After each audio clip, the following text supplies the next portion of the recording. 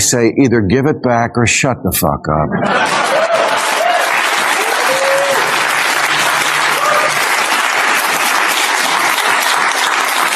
AOC says so many people in this country hate women.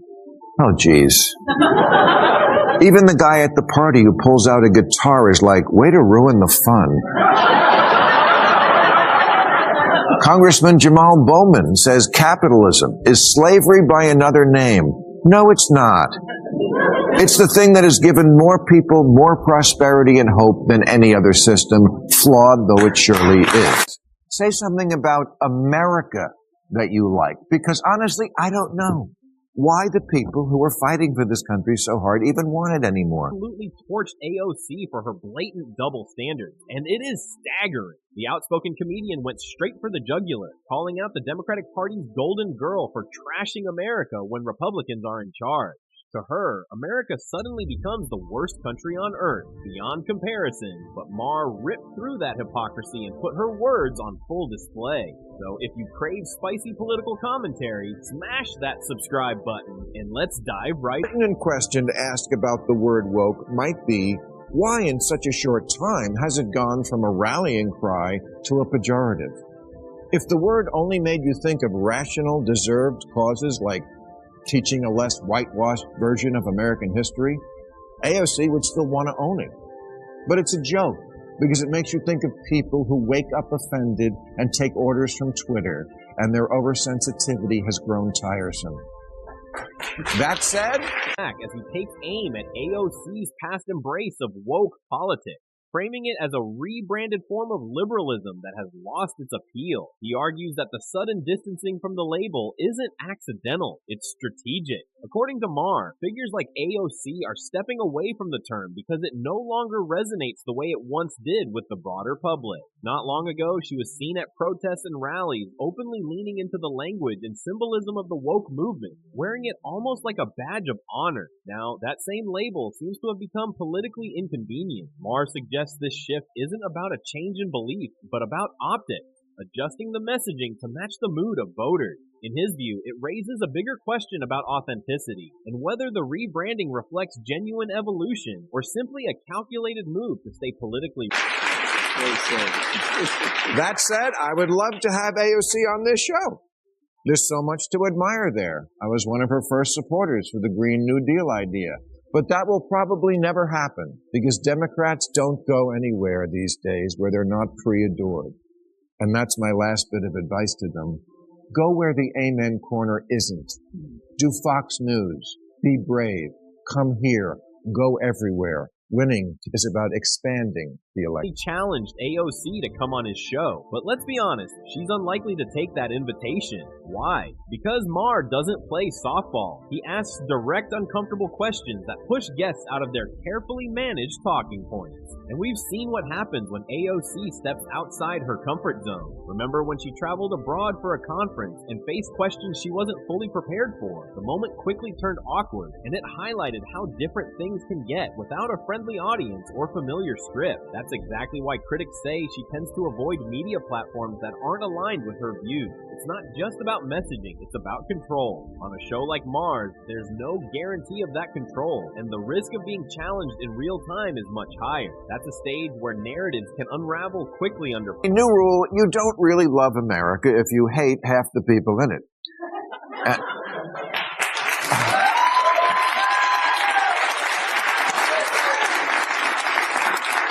And also, if you hate a lot of the things that everybody always loved about it. There's an oft-repeated moment in political debates where the moderator says to the two candidates, say something nice about your opponent. Can you say one nice thing, something that you admire about your opponent? And say something nice about Representative Deal. Tell us something that you admire about your opponent. Can you say something nice about your opponent?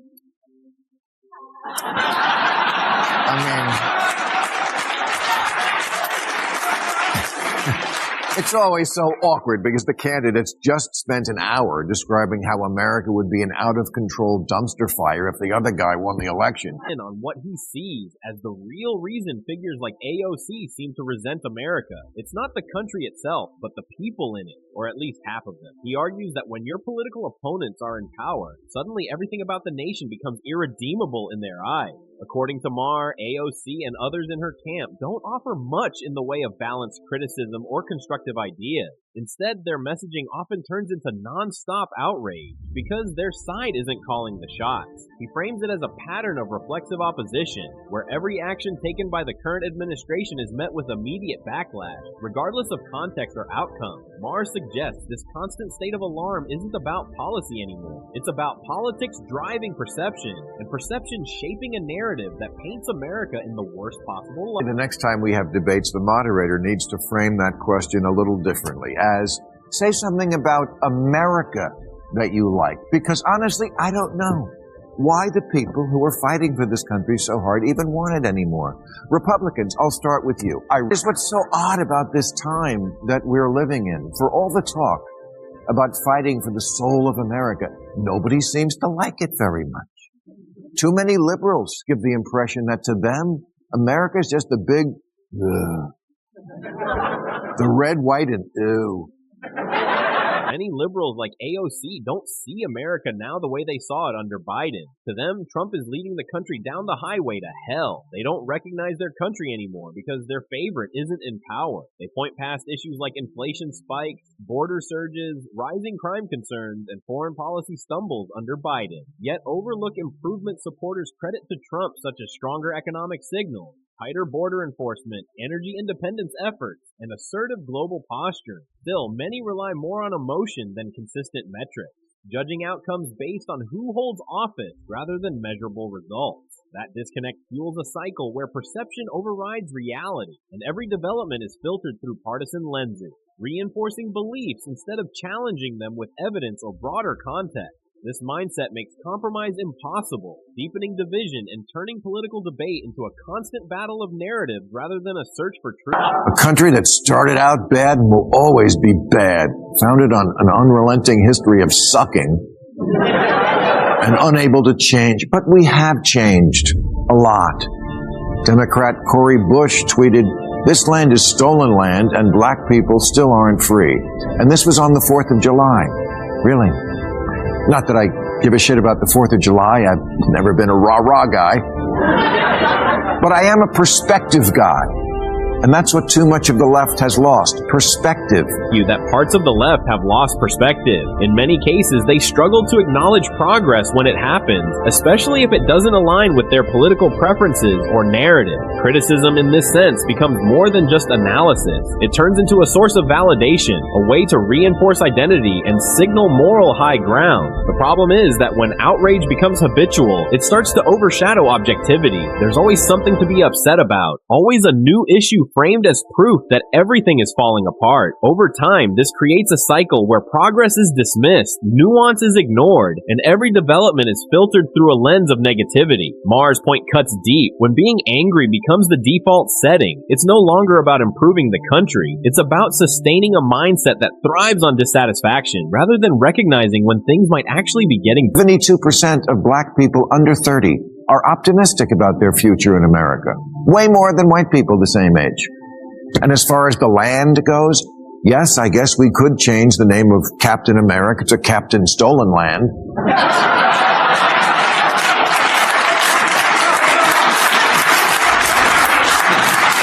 But honestly, to all the people who start every public event now with one of those land acknowledgments, where they say, "I'm standing on land that was stolen from the proud indigenous people of the Chumash tribe," I say either give it back or shut the f***. Khan claims that black Americans are still trapped in hopelessness in modern America, arguing that this view overlooks broader progress. While challenges certainly remain, it's undeniable that there has been significant progress since the dark and turbulent days of the 1960s and 1970s. Opportunities in education, business, politics, and culture have expanded in ways that were once unimaginable. And many black Americans today express optimism about the future. That broader story of resilience and advancement, however, often gets overshadowed. Critics argue that some on the left are less inclined to highlight this progress, choosing instead to focus almost exclusively on struggle and grievance. The concern is that a one-sided narrative can keep people locked into a mindset of frustration rather than empowerment.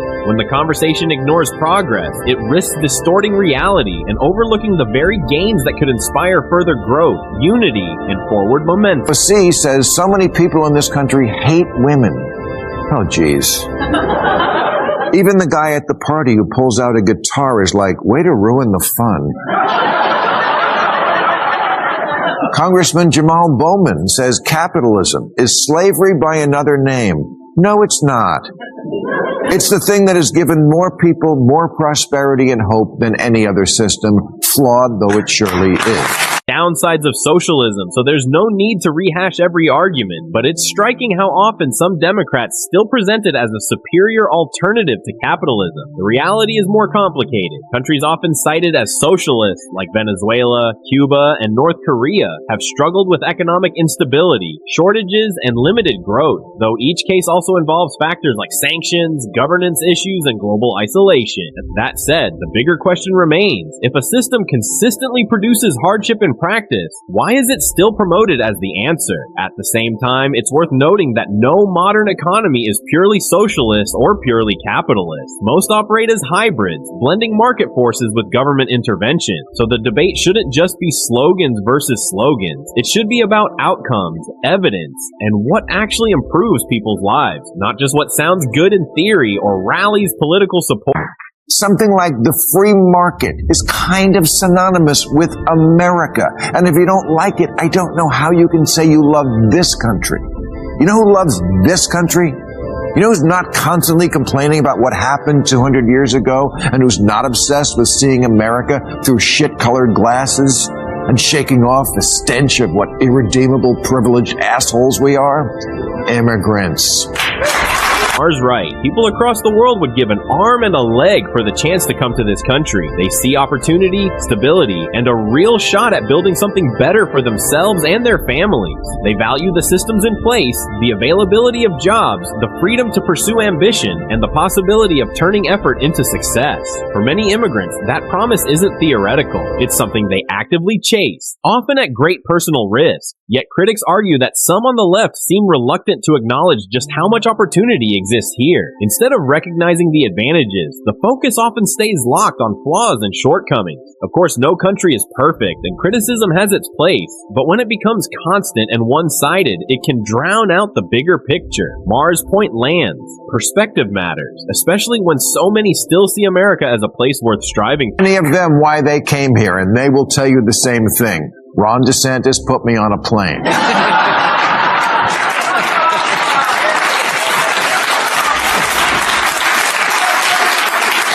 But they will also tell you that America, for all that's so shitty about it right now, is still the last best hope. And those people asking for our votes to take it over should... Her allies are pushing hard to reshape the direction of this country. Yet, according to their own rhetoric, it's a place deeply flawed, even irredeemable at times. That contradiction is exactly what Maher zeroes in on. If America is as broken as they claim, why the relentless drive to control its future? Maher raises a pointed question. How do you seek to lead a nation when you openly express disdain for a large portion of its people? It creates a tension that's hard to ignore. Leadership, after all, requires persuasion, unity, and at least some level of respect for those you represent. When political messaging leans heavily on division, it risks alienating the very citizens whose trust is essential to govern effectively. Maher's critique cuts through the noise, challenging whether this approach is about genuine reform or simply power pursued without reconciling the contradictions in the message itself. And on this note, we draw the curtains on today's video. If you enjoyed it, then hit the like button and subscribe to this channel for more videos like this.